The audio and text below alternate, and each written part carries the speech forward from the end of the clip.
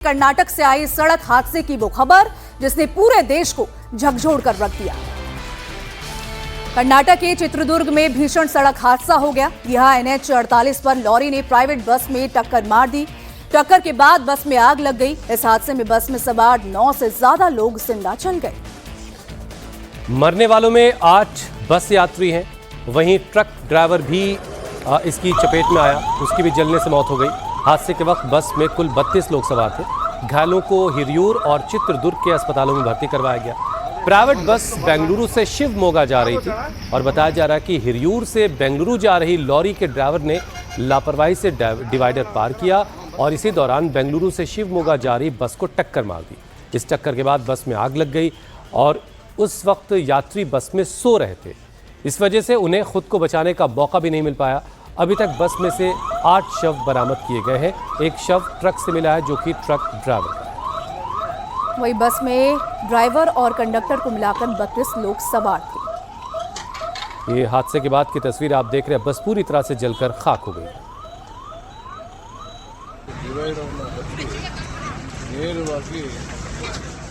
आज तड़के करीब 2 बजे जवर गुंडलहल्ली के पास NH 48 पर एक रोड एक्सीडेंट हुआ है।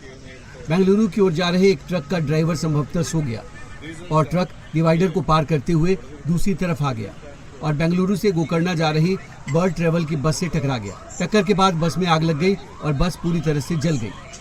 इस एक्सीडेंट में ट्रक का भी कुछ हिस्सा जल गया। ट्रक ड्राइवर की मौके पर ही मौत हो गई। बस में ड्राइवर और कंडक्टर समेत कुल 32 लोग सवार थे, जिनमें से 21 लोगों को बस से बाहर निकाल लिया गया है। बाकी 11 लोगों को बस से निकालने के लिए गैस कटर और अन्य उपकरणों की मदद से बस को काटा जा रहा है। जिन 21 लोगों को बाहर निकाला गया उन्हें अलग अलग अस्पतालों में भेजा गया है। इनमें से 5-6 लोगों को चोटें लगी हैं और ये खतरे से बाहर हैं। जो 11 लोग लापता हैं वो संभवतः बस में ही फंसे हो सकते हैं, ऐसी आशंका है।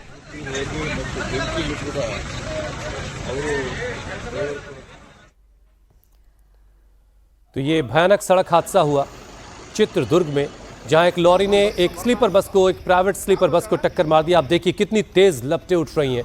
पूरी बस जलकर खाक हो गई। अब तक 10 लोगों के इसमें मौत की खबर है, जिसमें ट्रक ड्राइवर भी शामिल है। और जैसा कि आपने सुना, पुलिस अधिकारी बता रहे थे कि अभी थोड़ा और वक्त लगेगा तस्वीर के साफ होने में। और ट्रक ड्राइवर जो है, जो लॉरी का ड्राइवर है, उसकी भी इस हादसे में जान गई। पूरी बस बुरी तरह से जलती हुई दिखाई दे रही है। स्लीपर बस थी ये और इसमें सवार लोग सो रहे थे जिस वक्त ये हादसा हुआ और इसी वजह से लोगों को संभलने का मौका भी नहीं मिल पाया। तो बस के कंडक्टर का कहना है कि वो बस में सो रहा था और तभी अचानक बस में जोरदार टक्कर लगी और टक्कर लगते ही आग लग गई, जिसकी तस्वीरें आप अपनी स्क्रीन पर देख रहे हैं। इस तरीके से बस और ट्रक के बीच जब टक्कर हुई तो बस आग का गोला बन गई, जिसमें 9 लोग जिंदा जल गए।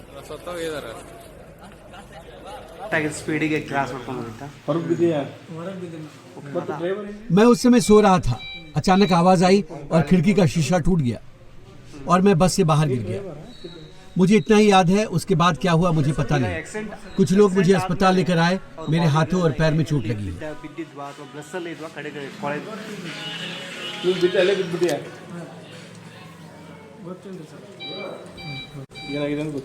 पिछले कुछ वक्त में हमने इस तरह के कई हादसे देखे जिसमें स्लीपर बस हादसे का शिकार हुई हैं और उसके बाद आग का गोला बन गई। और इस हादसे में भी बस में सवार मुसाफिर जिंदा जल गए। अब तक 9 से 10 लोगों की मौत की खबर आ रही है। और ये ठीक उस वक्त की तस्वीरें हैं जब बस हादसे का शिकार हुई और उसके बाद देखते ही देखते पूरी बस आग की चपेट में आ गई। बड़ी मुश्किल से लोगों को रेस्क्यू किया गया। जो बाकी बचे लोग हैं उनमें भी काफ़ी लोग जख्मी हैं।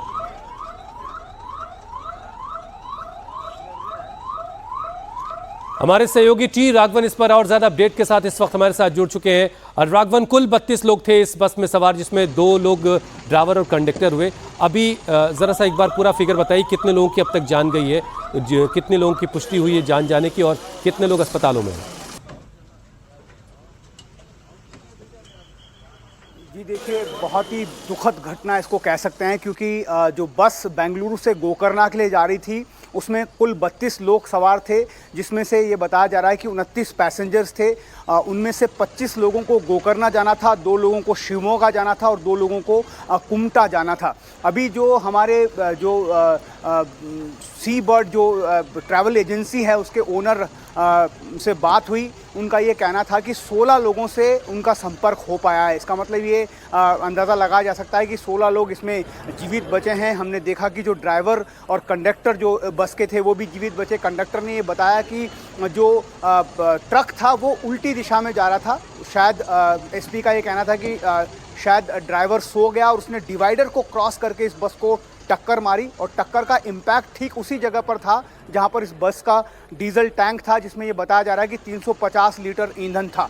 उस वक्त जब ये टक्कर लगी डीजल टैंक पर तो तुरंत जो है बस ने आग पकड़ ली और उस साइड में जो राइट हैंड साइड ड्राइवर के ठीक पीछे जो लोग उस वक्त गहरी नींद में थे वो सब लोग उसमें जल गए, ऐसी दुखद खबर आ रही है। अभी तक जो रविकांते गौड़ा हैं आईजीपी ईस्ट जोन, उन्होंने ये बताया कि 8 शवों को जो है बस से बरामद किया गया है और एक ट्रक ड्राइवर उसकी भी मौत हो गई है, ट्रक के अंदर ही उसका भी शव बरामद कर लिया गया है। जो घायल हैं उनको शिरा और चलिए, जो घायल हैं उनका अस्पतालों में इलाज चल रहा है, लेकिन बहुत ही दुखद घटना जलने की वजह से अब तक 9 लोगों की मौत की पुष्टि हो चुकी है, जैसा कि टी राघवन हमें बता रहे हैं। बहुत शुक्रिया राघवन हमारे साथ जुड़ने के लिए। वही अब बात तमिलनाडु की, तो तमिलनाडु के कुड्डालोर में भी दर्दनाक हादसा हो गया है जिसमें 9 लोगों की मौत हो गई। हादसा कुड्डालोर में उस वक्त हुआ जब तिरुचिरापल्ली से चेन्नई जा रही रोडवेज की बस का हाईवे पर अचानक टायर फट गया, जिसकी वजह से ड्राइवर ने बस से कंट्रोल खो दिया और बस डिवाइडर पार कर सड़क के दूसरी ओर कारों से टकरा गई। टक्कर इतनी ज्यादा जबरदस्त थी कि कई गाड़ियों की परखच्चे भी उड़ गई। हादसे पर तमिलनाडु के सीएम स्टालिन ने दुख जताया और साथ ही पीड़ितों को आर्थिक मदद देने का भी ऐलान किया है। और अब अगली बड़ी खबर का रुख करते हैं जो बांग्लादेश से आ रही। बांग्लादेश में इनकलाब मंच के नेता उस्मान हादी की हत्या के एक संदिग्ध को गिरफ्तार किया गया है। जिस संदिग्ध को गिरफ्तार किया गया उसका नाम हिमोन बताया जा रहा है। वो उस मोटरसाइकिल पर सवार था जिस पर आलमगीर का सहयोगी बताया जा रहा है, जिसमें उस्मान को गोली मारकर उसकी हत्या की थी। खबरों के मुताबिक संदिग्ध को खुफिया खबर के बिना पर बुधवार दोपहर 2 बजे एक होटल से गिरफ्तार किया गया। हिमोन रहमान नॉर्थ ढाका के आदाबार इलाके में एक होटल में छुपा हुआ था और संदिग्ध के पास से पुलिस को विदेशी पिस्टल, 3 जिंदा कारतूस, आतिशबाजी का सामान, गन पाउडर और क्रूड बम बनाने का सामान भी मिला है। पुलिस का कहना है कि हिमोन से पूछताछ जारी है और उसके दूसरे साथियों को पकड़ने की कोशिश की जा रही है। इस हत्याकांड का मुख्य आरोपी फैजल करीम मसूद अभी भी फरार चल रहा है।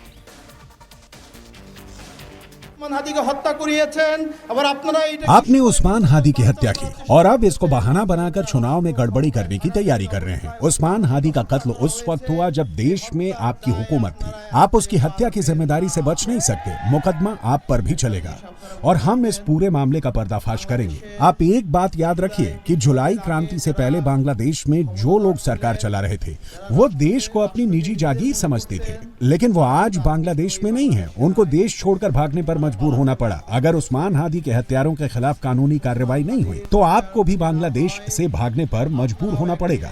हम तब तक सड़कों से नहीं हटेंगे जब तक कि कातिल गिरफ्तार नहीं हो जाता।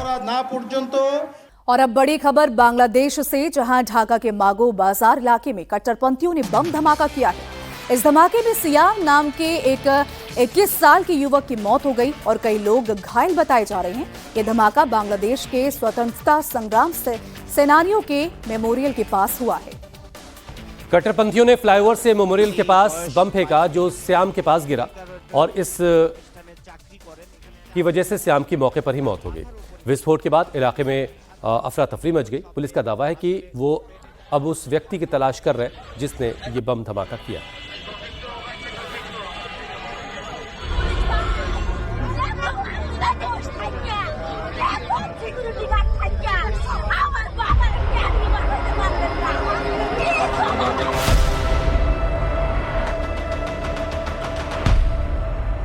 इस धमाके से ढाका दहल गया। इस्लामिक कट्टरपंथियों की इस करतूत से लोग दहशत में हैं। इस धमाके में 21 साल के एक युवक सियाम की मौके पर ही मौत हो गई। चश्मदीदों ने बताया कि सियाम सड़क के किनारे एक ठेले के पास खड़ा था। बम सीधे उसके पास फटा और उसकी मौत हो गई।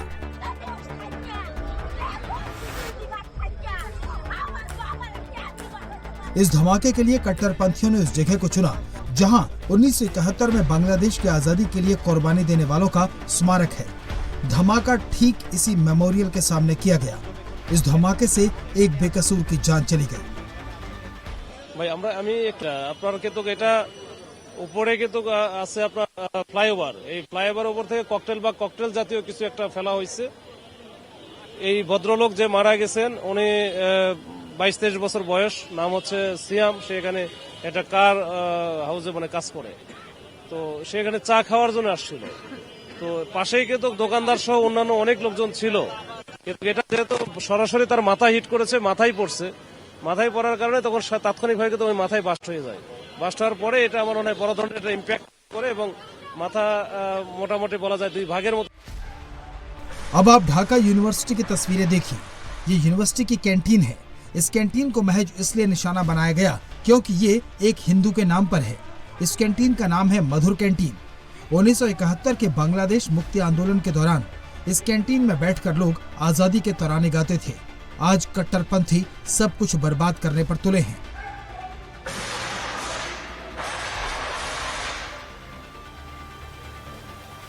बांग्लादेश में कट्टरपंथियों की एक और करतूत सामने आई है। ये बांग्लादेश की महिला पत्रकार नाजनीन मुन्नी हैं।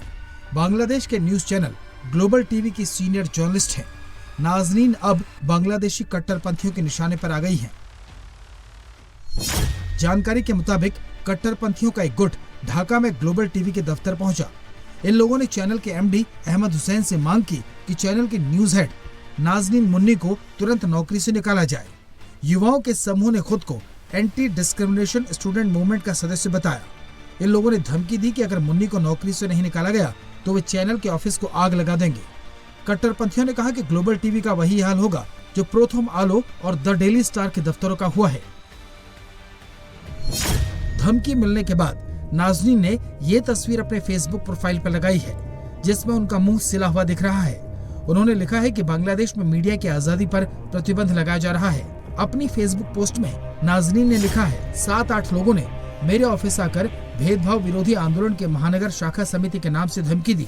नौकरी नहीं छोड़ी तो ऑफिस में पहले लाइट डेली स्टार की तरह आग लगा देंगे। बांग्लादेश में एक तरफ आईएसआई लोगों को भारत के खिलाफ भड़काने में लगी है तो दूसरी तरफ हिंदुओं को डराया जा रहा है, और एक तीसरा गुट है जो यूनिट सरकार के खिलाफ आवाज उठा रहा है। अब आज से बांग्लादेश की राजनीति में एक और मोर्चा खुलेगा। बांग्लादेश की पूर्व प्रधानमंत्री खालिदा जिया के बेटे तारिक रहमान चुनाव लड़ने के लिए ब्रिटेन से वापस लौट आए। तारिक लंदन से ढाका के लिए रवाना हो चुके हैं और आज दोपहर तक उनके ढाका पहुंचने की उम्मीद भी है। तारिक रहमान स्वागत के लिए उनके समर्थकों की भीड़ ढाका के शाह जलाल एयरपोर्ट पर जमा होने लगी है। ढाका तक लोगों को लाने के लिए 10 ट्रेन बुक की गई है और दावा किया जा रहा है कि तारिक रहमान के स्वागत के लिए बीएनपी के 50 लाख से ज्यादा कार्यकर्ता ढाका पहुंचेंगे। इस वक्त बेगम खालिदा जिया की तबीयत खराब है और इसीलिए पार्टी की कमान अब उनके बेटे तारिक रहमान के हाथों में है, और अगर चुनाव में बीएनपी जीतती है तो तारिक रहमान ही आने वाले वक्त में प्रधानमंत्री की कुर्सी के दावेदार होंगे। ढाका में तारिक रहमान के स्वागत की जोरदार तैयारियां चल रही हैं। बीएनपी के कार्यकर्ता कल रात से ही रैली वाली जगह पर पहुंचे हुए हैं। हजारों की तादाद में कार्यकर्ता पार्टी के झंडे लेकर तारिक रहमान का इंतजार कर रहे हैं। ढाका एयरपोर्ट से ही तारिक का स्वागत समारोह शुरू हो जाएगा। और अब बड़ी खबर असम से, जहां पुलिस ने एक बांग्लादेशी महिला को गिरफ्तार किया है जो अवैध रूप से बॉर्डर पार करके भारत में घुसी थी। असम पुलिस ने गिरफ्तारी धुबरी में की। ये महिला साइलेंट बॉर्डर के रास्ते एक दलाल की मदद से घुसी। दलाल ने इसे भारत में घुमाने के लिए 95,000 रुपए वसूले और पहाड़ी इलाकों से बॉर्डर पार करवाया। दलाल ने इसका फर्जी आधार कार्ड भी बनवाया जिसमें इसका नाम झुमरू राय लिखवाया गया है। पुलिस ने कहा है कि इसके साथ 8 और महिलाओं को बॉर्डर क्रॉस करके भारत में घुसाया गया है। इसके बाद दलाल ने इस सभी महिलाओं को दिल्ली में बेच दिया। ये महिला किसी तरह से दलाल के चंगुल से भाग निकली और दिल्ली से असम आ गई और ये अब बांग्लादेश वापस जाने के लिए रास्ता तलाश कर रही है। उसी वक्त पुलिस ने इसको पकड़ लिया। ये महिला वापस बांग्लादेश लौटकर जाना चाहती है और इसी दौरान पुलिस के हत्थे चढ़ गई है। खबर है गौरीपुर थाना में अभी है, जो हमारा अभी नया एसओपी आया है स्टैंडर्ड। अभी नया जो एसओपी आया है रिगार्डिंग इलीगल माइग्रेंट और डिक्लेयर फॉरेन नेशनल के लिए जो रिलेवेंट है उसी में हम लोग कार्रवाई करेंगे। नहीं, अभी तो बांग्लादेश से ही है, बांग्लादेश का है, उनका कुमिला से है, कुमिला डिस्ट्रिक्ट से। अभी तक तो अभी उनका जो अभी कुछ खबर मिला है हमको, तो अभी तक तो हमको मतलब खबर आया है कि शी इज फ्रॉम बांग्लादेश। अभी we are not confirm from which district she belongs. कुछ दस्तावेज मिला है? हाँ, मिला है। दस्तावेज क्या है अभी तो इनिशियली है, सुबह ही का बात है ये। अभी हम लोग देख रहे हैं, हमारा जो भी कार्रवाई करना है हम लोग कर रहे हैं। अगर आप भी अक्सर बाहर खाते पीते हैं तो सावधान हो जाइए, क्योंकि बाजार में मिलने वाला सामान मिलावटी हो सकता है। बिहार की राजधानी पटना में फूड सेफ्टी विभाग ने जूस की दुकान में छापेमारी करके ऐसी मिलावट को पकड़ा है जो आपको बीमार करने के लिए काफी है। पटना में फूड सेफ्टी विभाग ने छापेमारी की और मिलावट करने वाले एक रेस्टोरेंट और एक जूस शॉप को सील कर दिया गया। रेस्टोरेंट में जहां लोगों को खाने में मिलावटी पनीर दिया जा रहा था, वहीं जूस शॉप में लोगों को मिलावटी जूस बेचा जा रहा था। छापेमारी के दौरान जूस शॉप में फूड सेफ्टी डिपार्टमेंट की टीम को एक केमिकल पाउडर मिला है और इसका इस्तेमाल दुकानदार जूस को ज्यादा गाढ़ा बनाने के लिए कर रहा था। इस पाउडर का नाम डी पाउडर है और ये वहां के लोग, वहां के दुकानदार दिल्ली से मंगवाते थे।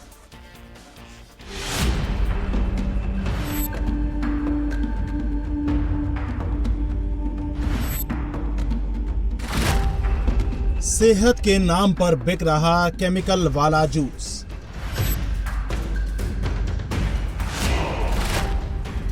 दिल्ली का डी पाउडर कर देगा आपको बीमार।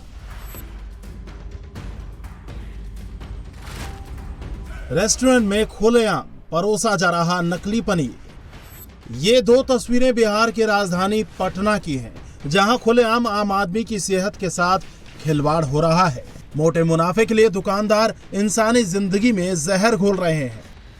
बुधवार को फूड एंड सेफ्टी विभाग ने पटना के कंकड़ बाग इलाके में एक रेस्टोरेंट और एक जूस की दुकान पर छापेमारी की। इस दौरान फूड सेफ्टी टीम को जूस की दुकान में जो मिला वो आम आदमी के अस्पताल में भर्ती होने के लिए काफी है। कृष्णा जूस एंड शेक नाम की इस दुकान में खुलेआम जूस में केमिकल मिलाया जा रहा था। दुकानदार का कहना है कि दिल्ली से आने वाले इस पाउडर को वो जूस में मिलाता है, जिससे जूस गाढ़ा हो जाता है। ये कौन सा केमिकल है, किस चीज से बना है, इसके बारे में दुकानदार को कुछ भी मालूम नहीं है। बस वो इस केमिकल पाउडर को मिलाकर लोगों को अच्छी सेहत का झांसा देकर बीमारी बेच रहा था। कौन सा पाउडर है? डी पाउडर है सर। क्या नाम है? D powder. किस चीज में इस्तेमाल किया जाता है ये? शेक में डालता है। क्या होता है उसके बाद जब शेक में डालते हैं तो क्या होता है? शेक थोड़ा गाढ़ा होता है। इसका नाम नहीं है? नाम किस चीज में लाते हैं इसको? किस ऐसे पन्नी में। कहाँ से लाते हैं? ये दिल्ली से लाया। पटना में फूड डिपार्टमेंट की तरफ से की गई छापेमारी में एक चौंकाने वाली जानकारी सामने आई है। पटना के कंकड़बाग में कृष्णा जूस की दुकान पर जब फूड इंस्पेक्टर ने छापेमारी की तो यहाँ से एक केमिकल बरामद हुआ। उस केमिकल के बारे में दुकानदार ने बताया कि इसका इस्तेमाल वो जूस और शेक को गाढ़ा करने के लिए करता है और काफ़ी संख्या में जूस के जो दुकानदार हैं वो इसका इस्तेमाल करते हैं। इस केमिकल का नाम क्या है ये दुकानदार ने नहीं बताया, लेकिन ये केमिकल दिल्ली से मंगाया जाता है और डी नाम से जाना जाता है। खुद जो फूड इंस्पेक्टर हैं उन्होंने अपने जीप पर इसे टेस्ट किया तो वो जीप से चिपक गया और उसे हटाना काफ़ी मुश्किल हो रहा था। छापेमारी के दौरान फूड सेफ्टी विभाग की टीम को दुकान के अंदर से केमिकल मिला, जिसे टीम के लोगों ने टेस्ट करने के लिए जीप पर रखा तो वो पाउडर उनकी जीप में चिपक गया, जिसे वो बड़ी मुश्किल से छुड़ा पाए। यहाँ भी देख रहे हैं कि थोड़ा सा अवॉइडेबल पाउडर देख रहे हैं जिसका कोई केमिकल नाम नहीं बता रहे हैं। जब उसको हम ओरली टेस्ट करने के प्रयास किए तो उसमें जीभ में लेने पर जीभ में पूरा सट गया, उसको मतलब कि रगड़ने के बाद भी वो जल्दी से छूट नहीं रहा था और मुंह चिकना हो गया। ये लोग बोल रहे हैं कि ये शेक को गाढ़ा करने के लिए केमिकल आता है, लेकिन केमिकल का कुछ नाम नहीं बता रहे हैं और ना ही इसका कोई डब्बा दिखा रहे हैं। ये बोल रहे हैं कि दिल्ली से लूज हम मंगवाते हैं, उसका कोई ट्रेस भी नहीं बता रहे हैं। तो तत्काल प्रभाव से इसको हम दुकान को लाइसेंस नहीं रहने के कारण बंद कर दे रहे हैं और प्लस उस केमिकल को जांच में लेबोरेटरी में भेजा जा रहा है। फिलहाल फूड सेफ्टी टीम ने जूस की दुकान को सील कर दिया है और केमिकल को जांच के लिए भेज दिया है। अब जांच के बाद ही पता चल पाएगा कि आखिर ये पाउडर है क्या और इसे खाने से सेहत पर क्या असर होता है। अब इसके सैंपल जब्त कर लिए गए हैं, जांच के लिए लैब में भेज दिया गया है और फिलहाल जो ये दुकान है उसे सील कर दिया गया है। अब तैयारी इस बात की है कि जो तमाम ऐसे जूस की दुकानें हैं वहाँ भी आगे छापेमारी की जाए ताकि इस केमिकल के बारे में किस तरह से इसका इस्तेमाल किया जा रहा है जानकारी जुटाई जा सके। फूड सेफ्टी टीम ने रेस्टोरेंट में भी छापा मारा, जहां के किचन की गंदगी देखकर फूड सेफ्टी टीम ने सर पकड़ लिया। इतना ही नहीं, किचन में मिलावटी पनीर का धड़ल्ले से इस्तेमाल किया जा रहा था। रेस्टोरेंट में बनने वाले पनीर के हर डिश में मिलावटी पनीर मिलाया जा रहा था। फूड सेफ्टी टीम ने रेस्टोरेंट से पनीर जब्त करके जांच के लिए भेज दिया। साथ ही लाइसेंस नहीं होने पर रेस्टोरेंट को भी सील कर दिया है। 2 दुकानों में लोग जांच के लिए गए हैं। दोनों दुकानों में थोड़ा सा अनियमितता पाया गया है। एक तो होटल है, उसमें पनीर गलत पाया गया है, प्लस उसके पास लाइसेंस नहीं था, वहाँ नमूना ले लिया गया है और दुकान बंद कर दी गई है। बाजार में मिलने वाला खाने पीने का मिलावटी सामान आपके लिए कितना हानिकारक है, इससे बड़ी आसानी से समझा जा सकता है। इस मिलावटी खाने से आपको डायरिया, हैजा, टाइफाइड, हेपेटाइटिस ए और बी, स्किन एलर्जी, पेट से जुड़ी बीमारियां हो सकती हैं। लंबे वक्त तक मिलावटी खाना खाने से लीवर और किडनी जैसे ऑर्गन्स डैमेज हो सकते हैं। अगर इस पे जांच होगा और सख्ती से जांच हो और जो संलिप्त पाए जाएंगे पहले उनको सजा हो। अगर हुआ है दूध का दूध पानी का पानी हो, क्योंकि पनीर वाले में भी एक बार रिपोर्ट आया था FSSAI का कि 90% पनीर जो है सो दूषित है। और पनीर देखिए धड़ल्ले से बिक रहा है। सारा रेस्टोरेंट में जाके छापा मारिएगा तो 80% रेस्टोरेंट का यही दशा है। चिराग पासवान जी खाद्य फूड प्रोसेसिंग मंत्री हैं, कोई फोकस है?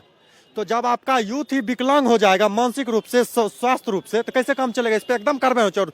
मिल चाहे कोई भी प्रकार का शेक है आजकल एकदम पिए, एकदम जो शेक पिया है वो भी बहुत अच्छे से जानता है। और जिनके पास आम का बगीचा है वो दूध में मिला के नॉर्मल शेक घुमाइए और एक बार दुकान का पीजिए, समझ में आ जाएगा कि हमारा घर वाला कैसा है, बाहर वाला कैसा है। आज के दौर में खाने पीने की चीजों में मिलावट को नई बात नहीं है। मिलावटखोर अधिक मुनाफा कमाने के लिए लोगों की सेहत से खिलवाड़ कर रहे हैं। इनसे बचने का केवल एक ही तरीका है, सावधानी और सतर्कता।